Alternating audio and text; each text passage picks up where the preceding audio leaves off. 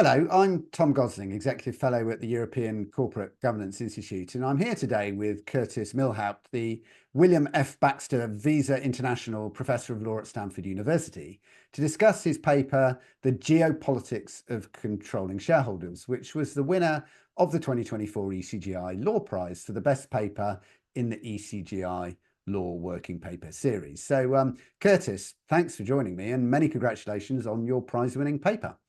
Well, thank you very much, Tom, and thanks for the opportunity to talk about the paper. But perhaps you can start by just situating your paper in the context of the existing legal scholarship on controlling shareholders and highlight the new class of issues that you're encouraging legal scholars to address, and also maybe why you think it's important to address these questions now. Certainly. So as viewers of the ECGI website will be well aware, there's a long line of literature on controlling shareholders going back a couple of decades, actually. Scholars have pointed out, for example, that controlling shareholders are prevalent around the world. And most of the literature has focused on the agency problem, the conflict of interest between the controlling shareholder on the one hand and the minority shareholders on the other, because as is well known, a controlling shareholder has incentives to extract wealth from the minority shareholders. And so this has given rise to a long line of very important literature on controlling shareholders, to borrow a title from an important piece by Ron Gilson and Jeff Gordon from some years ago. More recently, Zohar Goshen and Asaf Hamdani have written a paper talking about the idiosyncratic vision of controlling shareholders, that they bring something important to a corporation that takes time to bring to fruition. And so that's a more positive spin on controlling shareholders. Their point is that the controller needs some leeway from market pressures to bring this idea to fruition. So this is all well and good. My intervention in the paper is to say that there's something very important missing from this debate, and that is the political influence and geopolitical influence of firms with controlling shareholders and the controlling shareholders themselves. And I think it's an important time to talk about this and to highlight this fusion of economic and political power that comes with the power to control a corporation, because we're in a period of great concern over the externalities of corporate behavior, the impact of corporations on a wide variety of stakeholders, well beyond investors. And so my point is to talk about and to highlight the political externalities, if you will, of corporations. And I think corporate governance scholars should have something important to say about that, because after all, we're experts in the mechanisms of corporate control. So in your paper, you talk about the varieties of corporate capitalism that we see around the world, and you refer to them all as corporate capitalism because corporations are central to all of them.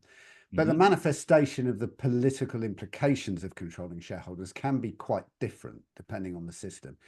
To illustrate this, could you perhaps share a couple of contrasting examples from your paper, just to give our viewers a sense of what you mean? Certainly.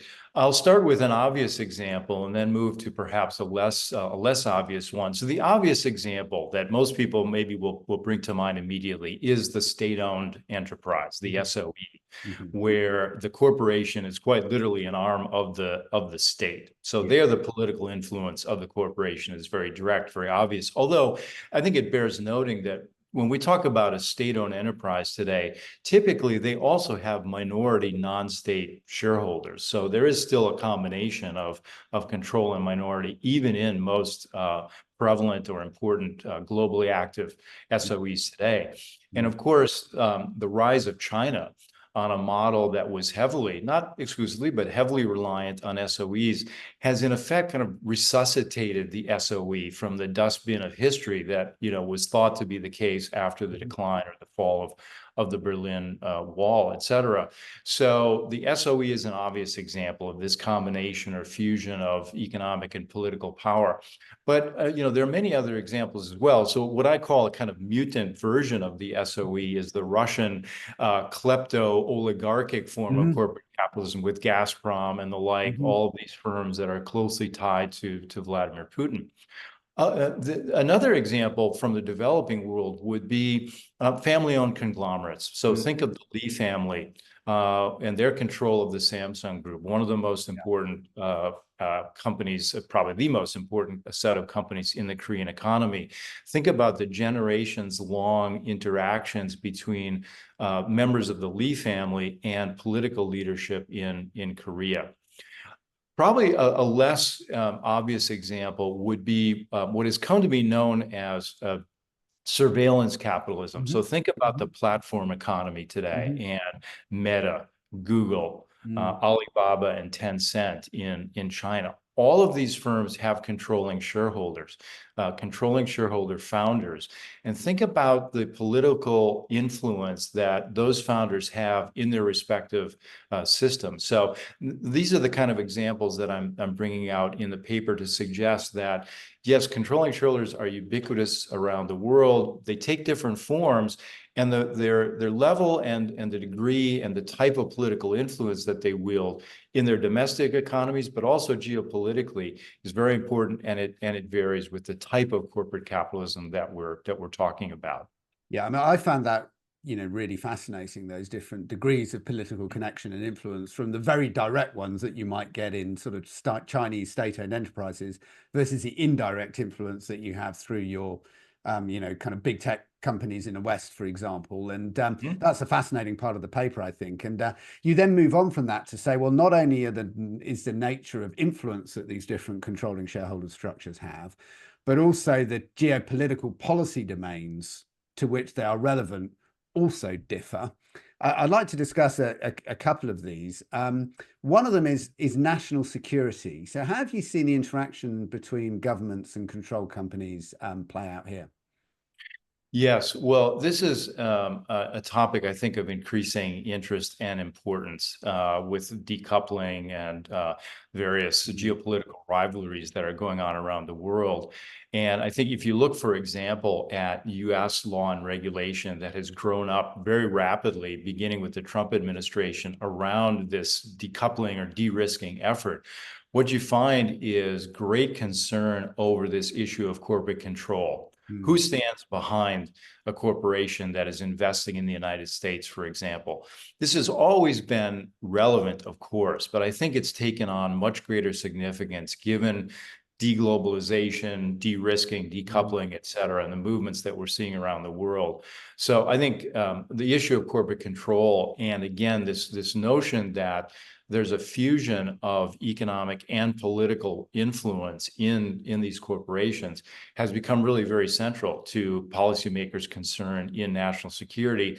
This is something, by the way, that I'm extremely interested in. I have a follow-on project on I'm calling corporate governance in an era of geoeconomics. And I think that this is something that I also hope that corporate governance scholars will be increasingly focused on. So that's the national security component. We have, for example, Elon Musk and Starlink playing an important role in the Russia-Ukraine war. I mean, this is kind of bizarre in some ways, that an individual through his corporations is exercising this level of geopolitical influence. To take a more domestic example, think about the discussion that has been going on over the last several years about so-called dual class capitalization structures. So these are companies that have two or more classes of shares, one of which carries magnified voting rights. And those classes of shares are held by the founders so that they can retain control over the enterprise. A lot of discussion about, again, the agency problem that dual class structures generate between the controller and the minority shareholders, and the question whether is it good public policy for an individual like Mark Zuckerberg to have a perpetual control over this enterprise. Again, though, I think what's missing from this very important conversation is the idea that the dual class structure is the mechanism that gives Mark Zuckerberg not just control over Facebook, but tremendous influence in the policy debate about how the platform economy should be regulated. Mark Zuckerberg, gets to sit at a table in Congress and testify and to try to influence regulation in a way that it's very, very unique, I think, and very distinctive. Now, you can say, and some commentators on the paper have pointed out, well, CEOs of dispersed firms can also be rich and powerful as well. Mm. Absolutely, that's true.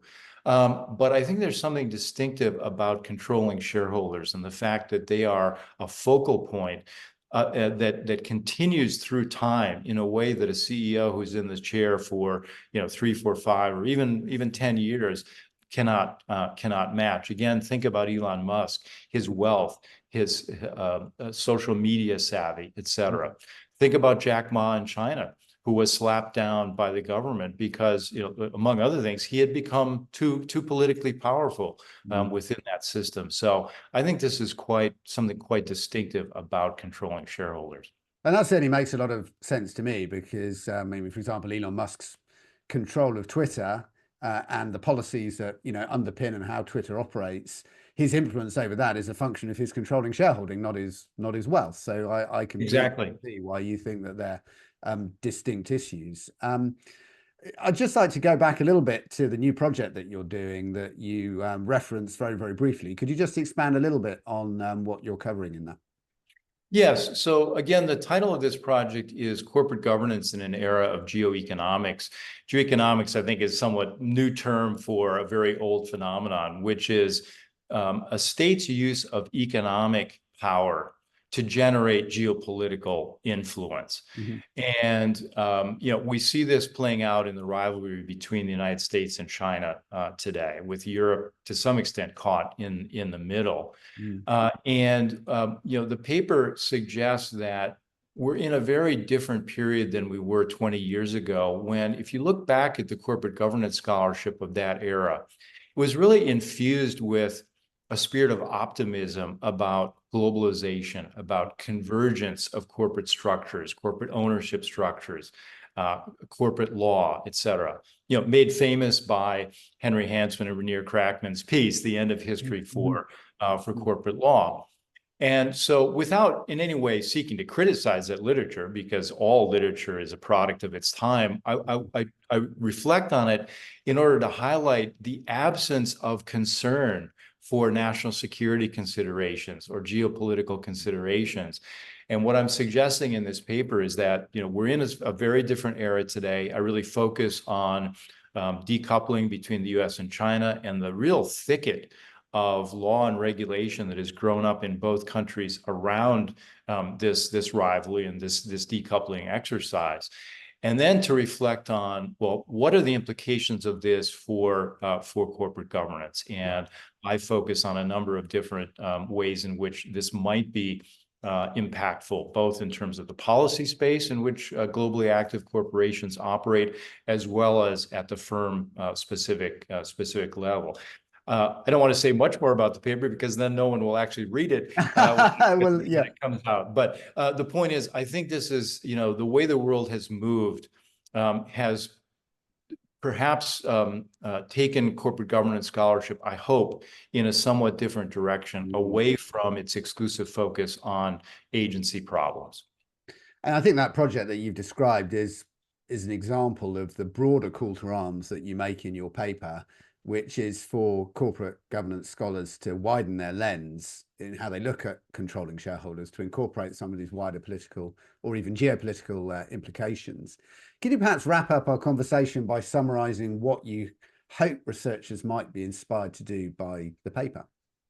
Sure. Well, I think we've already touched upon it, and you just said it very well by saying that my point is a very simple one, as I said earlier, which is that there's something important missing from this very old conversation. And so I would like to corporate governance scholarship is always going to be focused on agency problems. That's the core. That's the real meat of corporate governance scholarship.